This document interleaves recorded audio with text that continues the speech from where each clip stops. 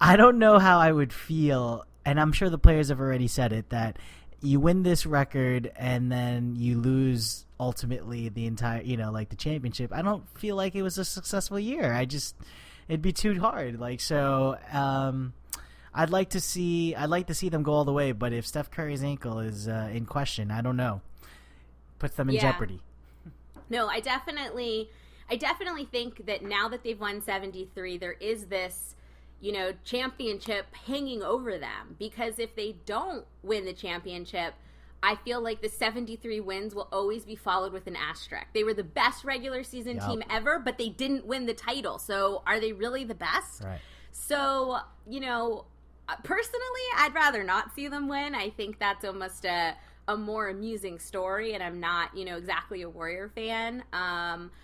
Obviously I have a dog in this fight, so, I want to see them win. But the Warriors still have by far the best chance of winning. I am a little concerned about Curry's ankle. So, for anyone who didn't see or didn't hear, he tweaked his ankle at the end of the second quarter. In game one, it wasn't even like a fluke play. He just literally came down on. He went to run back and tweaked it a little bit. Before that, I think he had like 24 points. He left to get it retaped.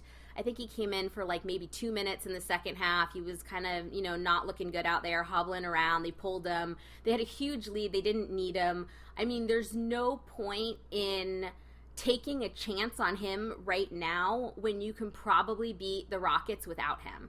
So even though he's questionable for game 2, which is tonight, I don't think they should play him. I know he wants to play. It's just, take tonight off. Their next game is probably Thursday or Friday. Take the Wednesday or Thursday. Take the extra rest. Don't chance it. They can probably get through this Rocket series without him. There is no way they will get through the next, 2 to 3 series without him. That's right. So, my barber is a avid NBA fan, avid Knick fan. He doesn't quite always have the greatest insights, even though he watches basketball all the time. But he does feel the same way. So I will let him know that, Mel, you and him agree on the fact that they'll get past round 1 without Curry. But if he doesn't get back into shape, he's not going to help their cause. And the thing that I thought was the most, I don't know what the word is, interesting, intriguing, unbelievable thing that happened in that game was James Harden did not get to the free throw line once. That has only happened. That is crazy. That has only happened, I think, 3 times since he became a Rocket. Oh my gosh. Yeah. So I give the Warriors such props for, defending him the way they had planned, for not reaching in, for not giving him, the option to tangle himself up and make it look like he got fouled. I mean, the Warriors executed this perfectly, and props to Klay Thompson and Iggy. They did a great job on him. I agree. Did you see that clip, not to switch topics, but Kawhi Leonard, who, shout out to him, getting the Defensive Player of the Year award twice. Yep. He stifled Lance Stevenson so bad in the Memphis game that he just was so out of rhythm. There's like a clip, I gotta tag you in it, by Bleacher Report, where I did not see that, and I have ranked the Spurs Grizzlies series the most unwatchable series because Memphis is so overmatched because they're so hurt. And Memphis had a great start to the season. It's really unfortunate that they are, at this point now in the playoffs when it matters. The game actually started out the first quarter. The first 10 minutes were actually really close. The Spurs took off a little bit in the second quarter. I think it was about 11 points at halftime. And then the Spurs blew it open in the third. They put everyone on the bench. I mean, it was not a good game. I mean, here's the thing, too, though. The other unwatchable series is the Thunder and the Mavs, at least game 1. It was the biggest blowout out of a whole bunch of blowouts. This is like the worst matchup possible for the Mavs. I think they would have rather played San Antonio. They just have no answers for Durant, no answers for Westbrook. Wes Matthews was so overmatched. Although, before we recorded, I did see the first half of the game, and Dallas is actually hanging in there. So I don't think it can last. But I think Dallas is going to get one game in this series. I don't think it's a sweep. I do think San Antonio is going to be a sweep, though. Okay, so you think San Antonio, you think the Warriors. I think the Warriors in 5. I think somehow the Rockets get one at home. All right. And you also think, obviously, your Thunder. In 5. Who do you have against the Clippers and the Trailblazers? So really, okay. Pre-game 1, I was really thinking that the Blazers had a chance in this series. Maybe even take the Clippers to 7. I didn't think they were going to win. I really think the Clippers were going to win. After seeing game 1, I think the Clippers might even win in 5. Portland was not good in that game. I wrote down some stats and forgot what they all were. Blake Griffin, who I think was kind of the biggest question mark going in, he's been out for 3 months, and then he was suspended, and he had an amazing game. I think people were really worried about kind of what he was going to do. But he really, seemed to be kind of back to himself. He finished with 19 points, 12 rebounds, 6 assists. I guess in the post-game interview, though, he wanted to manage expectations a little bit, and he basically said that, he's still held back by little stuff and stuff that we might not be able to see, but he feels. But I think Griffin is pretty healthy now. Chris Paul had 28 points, 11 assists. He also had 6 rebounds. JJ Redick was 8 for 12, even though he had a heel injury or something. And I just, and Portland shot horribly. Starting 5 shot 32%, while the Clippers starting 5, and it was actually 4 because Mbah a Moute didn't take a single shot in 18 minutes. The Clippers starting 4 shot 58%. So I think Portland might get a game or 2 in this series, but I can't see them winning after that first game. But let's not also forget the Clippers are also the team that blew it last year and they might implode. Totally imploded at the end. So they might implode. Let's see. I think they're going to wait till the next round to implode, though. Yeah, and that will keep in line with Chris Paul never reaching any conference finals. So. Yeah, that is true. All right, so we did the West. Should we talk about the East? So yes, Cleveland, Detroit. That game was actually a lot closer than I expected. I believe it was Cleveland was actually down by 7 at the beginning of the fourth quarter. They rallied at the end, yeah. And then they came back to erase that deficit. Kevin Love was the savior in this game. It was really great to see him, being used well and having a great game and really stepping up, when they needed him to. I also thought it was funny. I guess it was at the end of the first quarter when they were doing the coaches interview with Stan Van Gundy. Basically, he said, my team's upset. LeBron's LeBron. They're not going to call offensive fouls. He's going to be able to do what he wants, all this stuff. And it was whoa, really? Tell your team that. Don't tell the microphone that.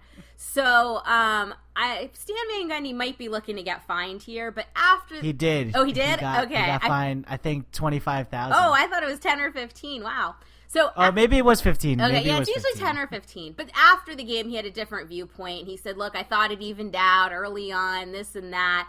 I think he was trying to save himself from the fine, but it doesn't really work that way. You can't backtrack like that. So, no. Yeah, so that actually, I think, could be a more interesting series than anyone expected. Anything else on that one? No, not on that, but I was going to say that I have 2 dark horses. The only problem with my second dark horse is that they are playing the Cavs. Oh. Pistons are one of them. Because they got slaughtered yesterday? Because that would be Charlotte. No. That is actually who I was going to go for. Miami, I think, has a really good chance of going pretty damn far in this series. They just feel... I don't know. They found something clicking right now. They do. Luol Deng had 31 points. I don't think he's ever scored that many points. Yeah. No, he and Hassan Whiteside were 57.6% from the field. They combined for 52 points. I expected this game to be close. It was such a blowout. This series belongs in the West. So Yeah. it was, I mean, Charlotte, their defense was terrible, absolutely terrible. Miami scored 56 points in the paint. They were 6-9 from like corner threes. I have no words for this series. Like, I was excited for it, and like I was scoreboard watching because like I'll tune in like the second half or the fourth quarter if it's close. I don't think I ever turned it on. Like, it was such a blowout, and like I really expected this to be a good one. I was rather disappointed. So let's go to Boston, Atlanta. Turned out to be a 1-point game, though it did not start out close at all. I think Atlanta had, it was a 19-point lead in the first half, which I think was 17 at the break. In terms of Boston's offense, it was a tale of two halves. In the first half, they scored 34 points on 23% shooting. And in the second half, they scored 67 points on 50% shooting. So whatever Brad Stevens did at halftime was a big deal. But the bigger deal here was Avery Bradley going down. And this is probably going to be the nail in the Celtics' coffin. He went down right at the end of the game with a hamstring injury. He's almost certainly out for the rest of this series. Based on the reports that he needed help putting his pants on, he needed help putting his shoes and socks on. Like, if he's only out for the series, like, that's impressive because this sounds like a horrific injury. Yeah, the hammy, you pull that, it's very difficult to do anything with that leg because it's in your back and you can't really, bend or move in the way you need to be. And Avery Bradley is a defensive player who is known for his versatility to be able to guard on the perimeter as well as, shut down opposing guards. They need him. They definitely do. So, according to 538, Boston has a 32% chance of winning Game 2, which is Tuesday night, without Bradley.